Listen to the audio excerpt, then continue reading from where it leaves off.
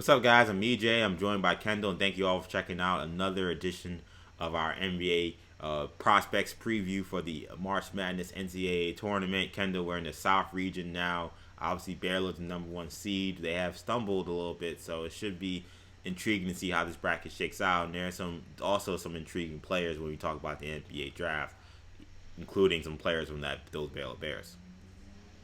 Yeah. I mean, obviously Baylor is a team that has a lot of different prospects.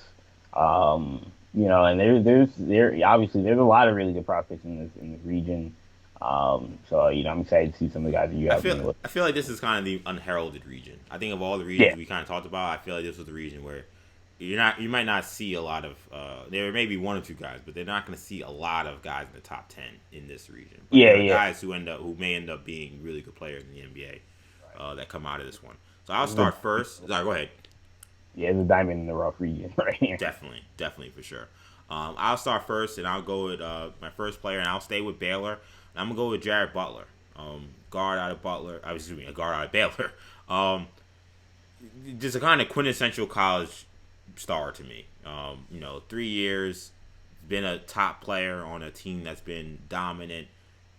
They got robbed obviously of not having a chance to play in the tournament last year. Now you get the chance this year. They're number one seed, and he's kind of been their star, their leading scorer. He averaged 17 points this year. And what I saw from Butler was more consistency as a player. And then when I say consistency, I'm really more looking at the efficiency numbers. Last year I know he kind of flirted with going into the NBA, decided to come back. I think anybody would have told him that we needed to see better efficiency from him, better shot selection. We know he can score, but sometimes I think he didn't necessarily take the best shots.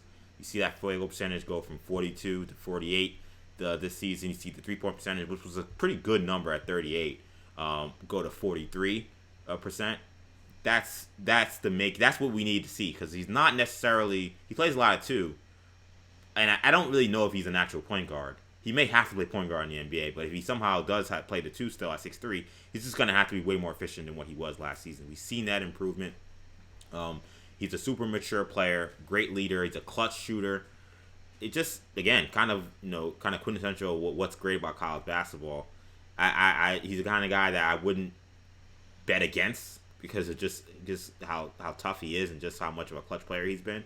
So Butler, Baylor's going to be a big threat, obviously, in this tournament. He's going to be a player to watch for them.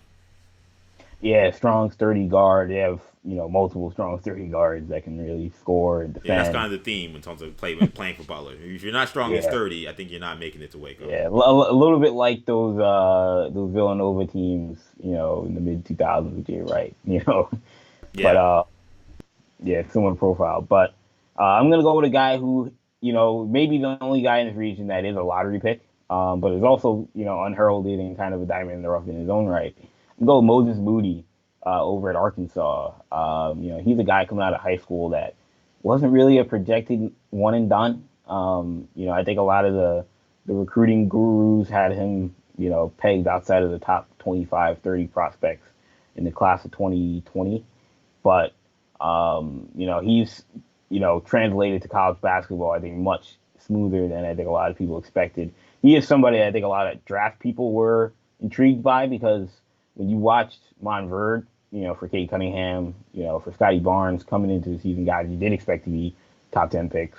I think a lot of people came away saying that kid Moses Moody is intriguing. And, he probably was a little underrated coming out of high school because he played with those guys. I think people kind of shrugged their shoulders and said, all right, yeah, he'll be a decent player, but, going to Arkansas, like, what's he going to do? It's not like playing with Cunningham and Barnes, but he's actually translated better, now that he has his own team. He's 6'6", really, really intriguing two-way shooting guard prospect. Has that experience of being a role player, playing with those guys at Montverde, but also has, especially as of late, had two 28-point games here down the stretch. Has proven a guy who can really be a lead offensive option for you. He's a very intriguing long-term prospect. Kind of similar to Devin Vassell from last year. And he's actually probably more prototype than even DaVon was. He's Moody. Again, good athlete, really long, great defensive prospect, but then also can really, really shoot the basketball. So, yeah, I'm intrigued by Moses Moody, the local Arkansas kid. Yeah, I feel like a lot of the guys in the SEC didn't get a lot of shine. And I feel like Moody, even though NBA draft people are familiar, I feel like he didn't get a lot of national shine from the press. I'm really fascinated to see how he plays in Yeah, March one and Madness. done, leads his team in scoring. Yeah, You know, for a major like program, for you a would major think program to be a you would top. you would think he would get way more talk. I know Cade and Jalen, even the guys, the 89 guys have really sucked up a lot of the oxygen, but I want to see Moody because I don't think a lot of people have gotten a good look at him during this session. Another player for me, I'm staying with Baylor for my second pick. I'm going back to back here, and I'm gonna go with Davion Mitchell. Just a foxhole guard to me. Excellent defensive player, great fourth general, and similar to Butler, I feel like they kind of went under the same transformation offensively. To me, it was the same thing with him. It was the efficiency numbers just weren't there, and so you see him go from a average 3-point shooter at 32% coming in this season become a flamethrower at 46%. I mean, that's a great job by Mitchell. That's a great job by that staff, the player development staff. I mean, he may be one of the more improved players out of all college basketball this season. Watching him play, I know they lost that game to Oklahoma State, but seeing him just kind of man up and go up against Cade Cunningham, that's just not the kind of. I wouldn't have expected him to be that kind of player where I felt like he can actually give Cade trouble because just how physical and aggressive he is defensively. And again, just a foxhole kind of player. He's turned into a really solid offensive player all around. Baylor's just a great team. But he's the kind of guy I just want in my foxhole. I know he's going to make smart plays. I know he's not going to play outside of himself. And I know he's going to bring me elite level defense. Davion Mitchell, a guy I want on my roster. Yeah, I mean, it has no scouting value, but every time I watch Davion Mitchell, I can't help but wonder whether or not he wears 45 because of Donovan Mitchell. Because, the names are too similar. I mean, A lot of Davion and Donovan, similarities where they play, I know. yeah, they play similar. I mean, it's just something I always notice when I watch Baylor play. Um, I'm gonna go back to the SEC. Like you mentioned, back to back. Like the cover of Lethal Weapon. Shout out Dre. Um, but I'm gonna go with Trey Mann, point guard out of Florida, who is look, he came into Florida, with a lot of expectations. He was a 5-star guy coming out of high school. Him and Scotty Lewis both came in with a lot of expectations, and they both had to come back for their sophomore seasons. I think that was a little bit of a gut check moment for both of them. I think Mann was definitely helped, I think, by Andrew Nembhard transferring to Gonzaga, and Nembhard, probably helped as well by transferring to Gonzaga. So he'll certainly get drafted, but Mann, I think it was a little awkward for him playing next to another point guard, but now that he's had the ball in his hands, and kind of had free reign, he's really taken the leap in his sophomore season, averaging 16 points. Has had some really, really big performances, 30 against Tennessee in the SEC tournament. And just really intriguing in terms of, his skill level. And then also his size. He's a guy, when you watch him, he doesn't look that big. He's definitely, slender. He's gotten stronger from when he was in high school and when he was a freshman. But, he's 6'5", and kind of the Kobe White syndrome where, he's got the afro, and I think that kind of throws you off in terms of his height. But, because Kobe White's 6'5", and I'm like, no way Kobe White's 6'5". That's all hair. But regardless, Trey Mann certainly, has a similar kind of game, too, in terms of being able to really score. He has really score in isolation, can score in the pick and roll, deep range shot creator and shot maker, but also some crafty finishes. He's not going to be a guy that's drafted in the lottery, more than likely, but I think he actually is a really intriguing high floor, high ceiling kind of prospect late in the first round because he can really score the basketball. But I also think that he has a chance to really develop into, a lead guard in the NBA level. Yeah, no, Trey Mann, really impressive season, I felt. Freshman year just didn't seem like he had it. It's funny, I feel like we've seen a lot of Trey Mann's at Florida in their freshman year. I don't know what it is with that school, but it's just rare to see a freshman come in there that's not Bradley Beal. And even he had some struggles that they don't come in and just light it up. And they end up usually transferring. Like, it usually doesn't end well for them. It's very Casey weird. Hill, remember Casey Hill? Yeah, I mean, the list goes on and Chris on. Walker, Chris Skywalker. Yeah, it's a really long list of guards, forwards, center. It doesn't matter. It just seems like these really super high heralded freshmen Lewis, sometimes man, don't work out. He's kind of gotten swallowed up by the swamp in Gainesville a little bit. Yeah, but to see Mann kind of stick it out and really come around and just have a tremendous sophomore season, I agree. Really talented player, superly skilled, and I'm intrigued by him as a player overall. Whether it's this year he goes in draft or next year, because I think that seeing that leap from freshman to sophomore tells me, okay, you're willing to put the work in the gym and listen to coaching, and to improve your game. So I thought that was important to see. My last guy for this region, going with Jeremiah Robinson Earl from Villanova. Not a guy you're seeing in everybody's draft board as a guaranteed second round pick, but I feel like he's a little unheralded, a little underrated rather. Again, a very high skill level player. He kind of, in my opinion, kind of reminds me a lot of Eric Pascal at Villanova. Kind of a similar guy who's 6'8", 6'9". They love him 6'9". I don't know if he's that tall. 6'8".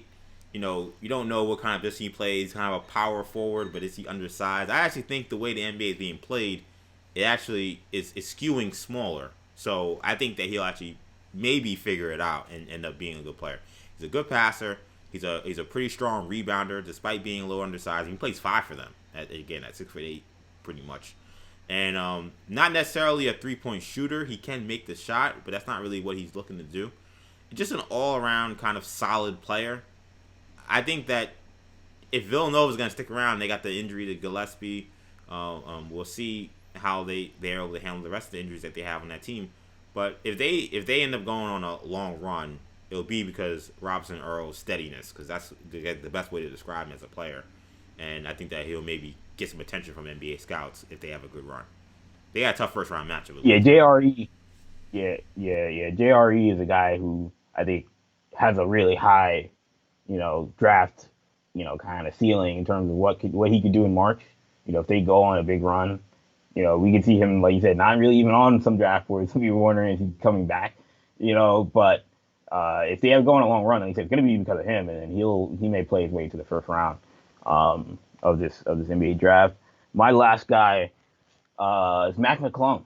Probably the most high profile guy in this in this region. Obviously, more YouTube, more YouTube, views, and more Instagram star. Yeah, definitely a social media star to say the least. Yeah, 100%. And obviously, look, started his career at Georgetown, had 2 really good seasons at Georgetown, but just not, probably exceeded what people's expectations were, like actual recruiting people. Yeah. Of course, people had expectations. His millions of followers had expectations, but he kind of lived up to those.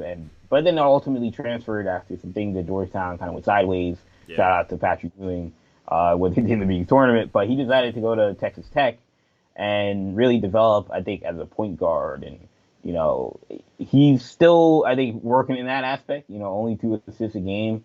I'm not sure what his position is at the next level, but when you talk about pure athleticism, he's going to be one of the more athletic players in this draft, particularly at the guard position. He's a bucket getter. Average 15 points a game. He's not going to be a guy that's drafted in the first round. He probably would have to, he'd probably be a guy that's a second round guy, a 2-way contract kind of guy. But I think the kind of the factor for Mac McClung, or the trait that is going to really decide whether or not he's an NBA player or not, is really going to be, I think, his jump shot or his playmaking. If he can develop one of those 2 things, I think he has the athleticism and the finishing ability to play at the NBA level. It's just going to be, can he run a team? And if he can't run a team, then can he shoot? And he's kind of been up and down, because he can't play off the ball if you can't shoot, and you can't play on the ball if you can't make plays for others. Yeah, I mean, McClung he's intriguing as a physical athlete, and as a guy with a natural scoring knack. think with him, in many ways, I kind of feel like he's like the guards from Baylor, but a year removed. Like I think to me, it's Right. the efficiency there. He's a guy that's going to take a lot of shots, but is he a great shooter? Is he even a good shooter? I think there's question marks there. He can make shots, and again, he has a scoring knack, and we know what he can do when he gets to the basket. We know what kind of athlete he is. But I think in order to really secure himself as an NBA player, it's gonna have to be that consistent shooting ability, that shot Like, selection has to yeah. improve a little bit. I think we've seen modest improvement every year, including this year at Texas Tech. I think in my opinion, I think he should probably do one more year to see that continue. But if he doesn't, I think it's going to be a matter of him being able to make that leap once he gets to the pros. 85% at the free throw line is encouraging for his upside as a shooter. You think about Grayson Allen, not to jump to another guy, another white player, but you think about Grayson Allen in terms of like a guy with that kind of athleticism, but needed also to carve out find ways to carve out an NBA role. But Grayson Allen had experience playing off the ball, his entire career. He's a shooting guard, and that's what he's been at the NBA level. Mac McClung is a guy who's been a point guard.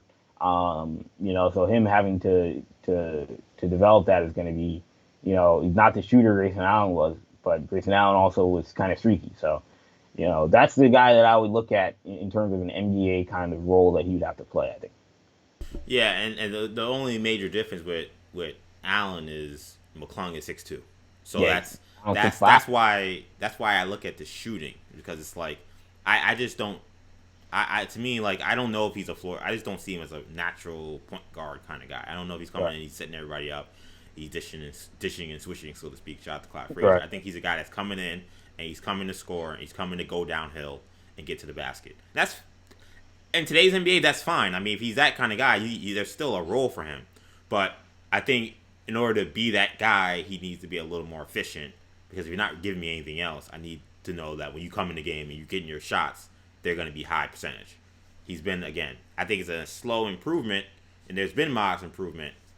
The question is it worthy enough to be drafted in the NBA draft, early second round, late first round, or in the second round as entirely? We'll have to wait and see. And the tournament could be a great showcase for them. But what do you think of this region? Are there players that we missed? Are there players that we talked about that you agree or disagree with in terms of our assessment? Make sure you leave a comment in the comment section. Of course, if you like this discussion, make sure you give us a like and subscribe to the channel, New Generation Media. That'll do it for now.